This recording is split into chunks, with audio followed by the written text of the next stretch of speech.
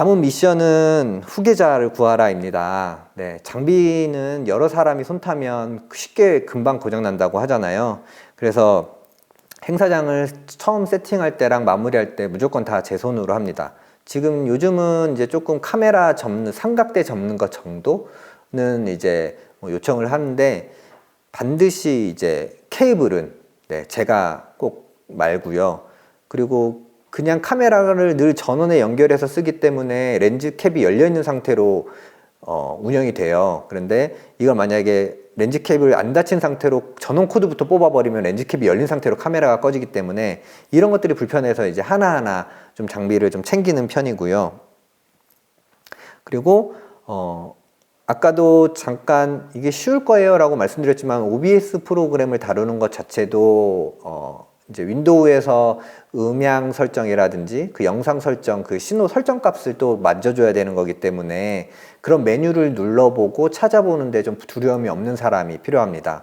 그리고 의외로 또 그 윈도우 설정을 볼 줄 아는 사람이 없는 것 같아요. 우리가 활동이나 이제 연구에 집중하다 보면 한글만 열어서 쓰고 있고, 이제 그런 워드 파일이나 그런 문서 파일만 쓰고 있는데, 실제 그런 윈도우가 어떤 환경에서 돌아가고 있고 그 설정이 지금 어떻게 되어 있는지, 뭐 예를 들면 요즘은 이제 많이 돼서 줌까지는 그나마 스스로 이렇게 접속하고 하시고 하는데, 여전히 화면 공유가 안 될 때 부르시거나, 혹은 빔 프로젝터를 꽂았는데 왜 화면이 안 나오냐며 부르는 경우가 왕왕 있거든요. 그래서 그런 경우 이제 디스플레이 설정이라든가 그런 거를 만지는데 크게 두려움이 없는 사람, 문제는 해결되지 않을 수 있다. 다만 문제를 마주했을 때 두려움 없이 그것을 찾아보고 만져볼 수 있는 사람이 필요한데 의외로 조금 없지 않나 라는 생각을 해보면서, 오늘 이 강의를 들으신 분들은 최소한 그 조건은 탑재된 걸로 됐기를 희망해보며 이렇게 말씀을 드려봅니다. 그래서 이 모든 것을 혼자 다 합니다. 카메라 방향만 고정이면 혼자 다 해요. 그래서 장비 세팅부터 이제 콘솔 운영, 그 다음에 발제 자료, 만약에 이 포인터가 없다면 발제 자료도 발제자 음성에 맞춰서 이제 넘겨주는 것도 역할도 하고요. 그 다음에 그 OBS에서 장면 전환하는 거, 그런 것들을 하고 있어요. 그리고 제가 초반에는 이렇게 콘솔 앞에 앉아 있는 거, 멍하니 앉아 있는 걸 되게 이제 눈치 보고 약간 미안해하고, 현장 진행은 돌아가고 있으니까 그랬는데, 점점 할수록 그냥 콘솔에 앉아 있다고 해서 비는 손이 아니다 라는 걸 강력하게 말씀드리고 싶습니다. 지금 이 콘솔 앞에 앉아 있다고 비는 손이 아니라, 콘솔 앞에 앉아 있어서 문제가 발생하지 않았기 때문에 이렇게 앉아 있을 수 있는 거고, 이제 초기에 앞에서 사업 행사 시작하기 전의 노력과 후의 노력이 다 있기 때문에 이런 것들을 다 총체적으로 좀 봐주시면 좋을 것 같고요. 그리고 많은 행사를 진행하면서 카메라와 오디오, 콘솔 담당자가 있는 이유를 알 수 있을 것 같았습니다. 저 업체 부르면 아시잖아요. 카메라 감독님들 와서 카메라 쫙 위치해 주시고, 그 다음에 오디오 장비, 음향 감독님 오셔가지고 음향 설정하시고, 그 다음에 콘솔 여기에서 중앙에서 컨트롤 해주시는 분들, 이런 것들이 있는데, 처음에는 저희가 이걸 처음 했을 때는 이거 그냥 나 혼자 다 하면 되지, 뭐 크게 뭐 넓은 환경도 아니고 내 안에 이 테이블 하나 안에서 할 수 있으면 나 혼자 하면 되지 라고 생각했지만, 그분들이 다 있는 이유가 있었다. 언제 어디서 어떤 문제가 터질지 모르고, 그리고 현장에서 오디오 같은 경우는 또 민감해가지고 그런 부분들 다 잡아주는 역할들, 지금도 오디오 장비를 쓰고 있지만 그 약간의 잡음들, 지지직거리는 소리, 혹은 뭐 약간의 하울링, 울림, 이런 소리까지는 또 제가 다 잡아주지 못하고 있거든요. 그래서 최대한 깔끔하게 보내려고는 하나, 이제 그런 한계들은 분명히 있다. 그리고 이 모든 것들을 알려주려고 해도 알려고 하지 않아요.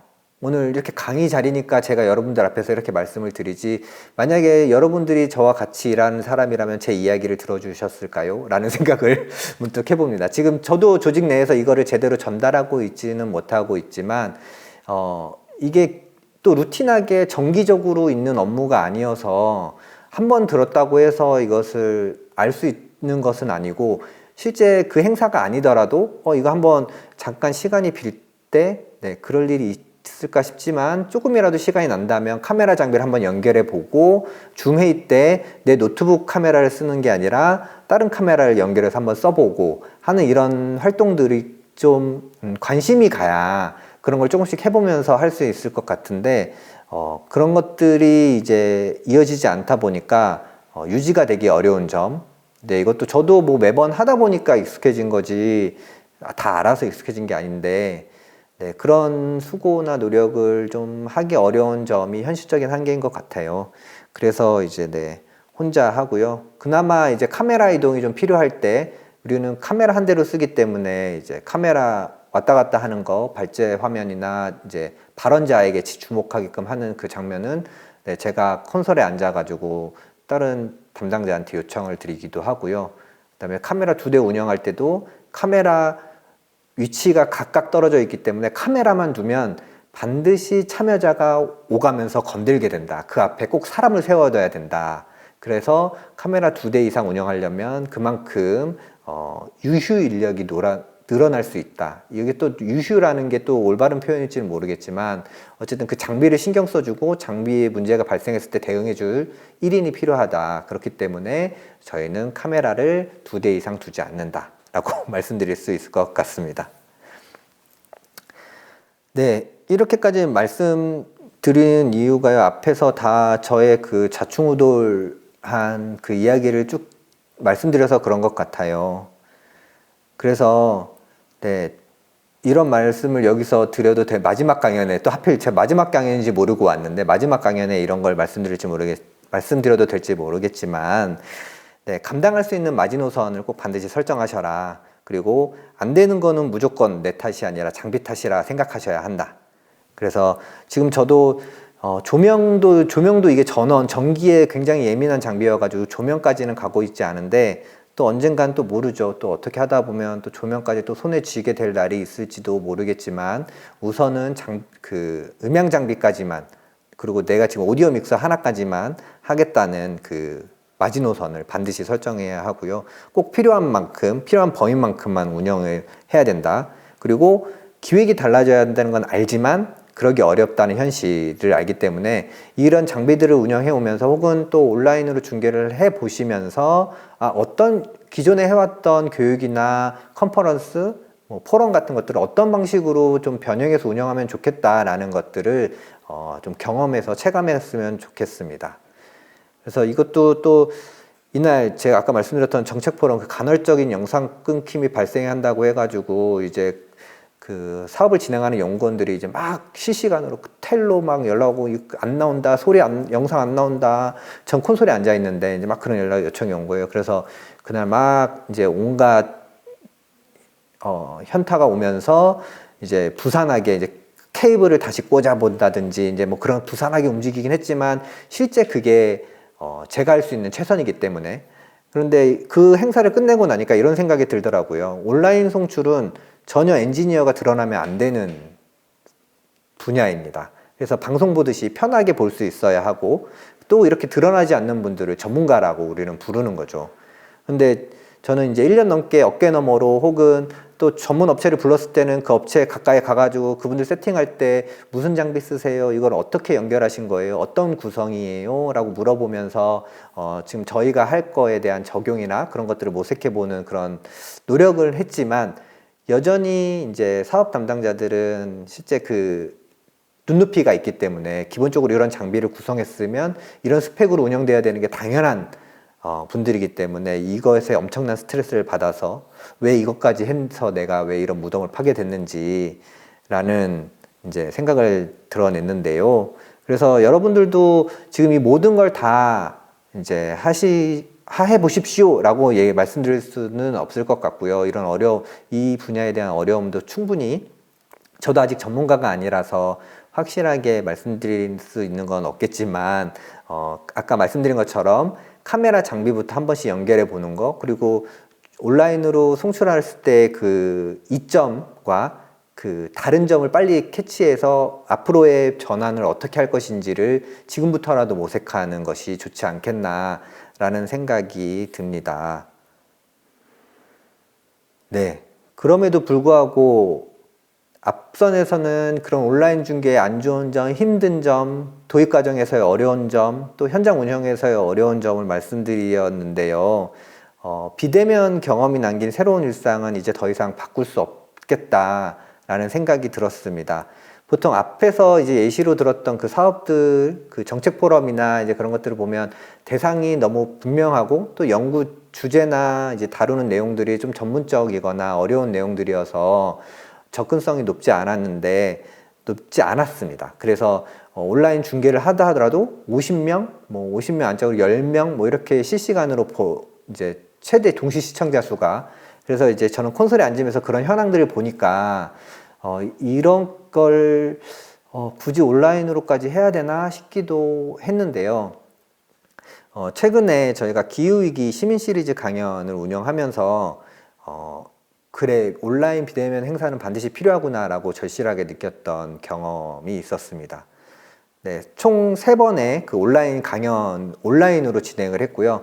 발제자분들, 진행하는 저희 연구원만 현장에 있었고, 발제자분들은 다 줌으로 접속해서 발제를 해주셨고요. 그래서 3번의 시민 시리즈 강연을 했고, 총 1번 첫 번째 편은 금요일 저녁 8시, 두 번째 편은 그 다음 주 화요일 저녁 8시, 세 번째 편도 그 다음 주 화요일 저녁 8시에 운영을 했습니다. 이거는 기후 문제 해결을 위한 소셜 디자이너의 교양 강연으로서 우리가 그 기후 위기를 어떻게 인식해야 되고 어떻게 우리는 활동을 해야 하는가, 우리는 어떻게 삶을 전환해야 하는가를 시민 강연으로 구성했는데요. 딱 들으시면 아시겠지만 주제도 그렇게 요즘 기후 위기이긴 하지만 접근성이 높은 주제는 아니잖아요. 일상적으로 혹할 만한 주제도 아니고. 그런데도 불구하고 전국에서 약 500명이 넘게 520명 정도가 이 강연을 신청해 주셨고요. 물론 무료이기도 했고 그다음에 온라인이기 때문에 이제 접근성이 낮아졌던 거죠. 그래서 500명이 넘게 신청해 주셨고, 그러면 얼마나 그럼 이걸 봤느냐를 봤을 때는 첫 번째 강연 금요일 저녁 8시에 한 강연이 170명이 봐주셨습니다. 네, 그리고 채팅창에도 129건의 채팅이 오갈 만큼 활발하게 그 불금 저녁 8시에 기후위기를 이야기하는 자리에 이런 많은 사람들이 참여했다는 것이 저한테는 또 다른 경험을 안겨주었고요. 그래서 비단 코로나 때문에 온라인으로 전환해야 되는 담당자 입장에서가 아닌 이 행사에 참여하는, 이 교육을 듣고자 하는 시민들이 어떤 위치에서 들을 수 있는가를 본다면 내가 원하는 위치에서 내가 적정한 자유로운 환경에서 볼 수 있도록 이렇게 좀 열어주는 것이, 비대면 온라인 행사로 열어주는 것이 좀 좋지 않을까. 그리고 이제 코로나가 점차 일반 관리 수준으로 내려온다 하더라도 이렇게 비대면 동안 경험했던 참여자들의 경험은 계속 이어질 것이다. 그렇기 때문에 이런 것들이 적절하게 병행되어 가면서 운영되어야 하지 않을까라는 생각을 하게 됐습니다. 500명이 넘게 신청하고 170명이 넘게 참여해 주셨던 이 행사에 스텝은 몇 명이었을까요? 네, 딱 현장에는 3명 있었습니다. 진행자와 콘솔 운영하는 그 다음에 구경원 연구원 하나 해가지고 딱 3명이서 이 행사를 진행했고요. 보통 170명이 넘는 행사를 오프라인에서 한다 그러면 행사장 준비부터 그 안에 뭐 비치해야 될 것들, 뭐 이렇게 해야 될 것들이 너무 많아서 3명으로는 절대 소화할 수 없죠. 네, 근데 이날 이 행사 3번의 강연은 3명으로 다 했었고, 또 온라인으로 접속해서 발제를 해주셨기 때문에 발제자분들도 편하게 시간, 장소 구애 없이 참여해 주실 수 있었습니다. 그리고 또 발제자분들이 시간이 안 된다면 녹화해서 실시간 중계 방식으로 틀 수 있는 기능도 있으니까요. 이렇게 이런 행사의 경험들, 비대면 행사 경험들이 점차 지금도 우리가 줌을 운영하는 데 있어서 줌에서 회의하는 것이 익숙해진 만큼 비대면 행사에 참여하는 사람들이 점점 익숙해져 있고, 이런 것들을 우리 비영리에서 활동하시는 분들이 우리 단체의 소식을 잘 알려내기 위한 수단으로서 좀 더 적극적으로 활용해야 하지 않을까라는 생각으로 정리해 보았습니다. 이렇게 해서 앞에 조금 버거울 수도 있는 장비 구성 이야기부터 그 시스템에 대한 이야기, 그리고 실제 인력이 소요되고 어려운 일이지만 하고 나면 반드시 어디선가는 효과는 볼 수 있는 점을 좀 더 말씀드리고 싶고요. 이날 행사도 유튜브로 줌을 운영했지만 일반 참여자는 유튜브로 했던 이유도 좀 더 많은 사람들에게 이 소식이 확산되기 원했기 때문이에요. 그리고 실제 현장 그날 당일에 동시 시청자 수는 170여 분밖에 안 됐지만 현재 누적 조회수는 1000건이 좀 넘는 1000건 정도로 계속 이제 회자되고 있는 만큼, 네, 온라인으로 행사를 한다는 것은 그만큼 기록을 남길 수 있다. 그 기록을 시간과 공간 제약 없이 확대시킬 수 있다. 확산시킬 수 있다라는 관점으로 이렇게 말씀드릴 수 있겠습니다. 네, 그렇게 해서 진짜 카메라 장비 하나, 그리고 마이크, 뭐 이어폰의 번들 이어폰만으로도 그 앞에서 안 좋게 말씀드렸지만 1인 크리에이터처럼, 네, 우리 프로젝트의 행사 내용을 알려내는 데 있어서는 이제 누구나 유튜브에서 채널을 열고 방송을 보낼 수 있는 조건이 되었으니까요.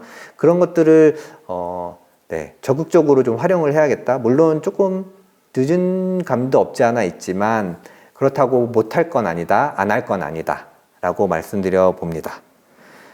물론 이제 방송 기획과 그 다음에 작가가 붙어서 이제 그 원고를 작성하는 거, 그런 것들은 이제 차치하고요. 일단 당장 우리의 이야기를 어떤 채널로, 어떤 형태로 확산시킬 것인가를 고민해 본다면 온라인 비대면 행사를 반드시 고려해야 되지 않을까라고 생각해 봅니다.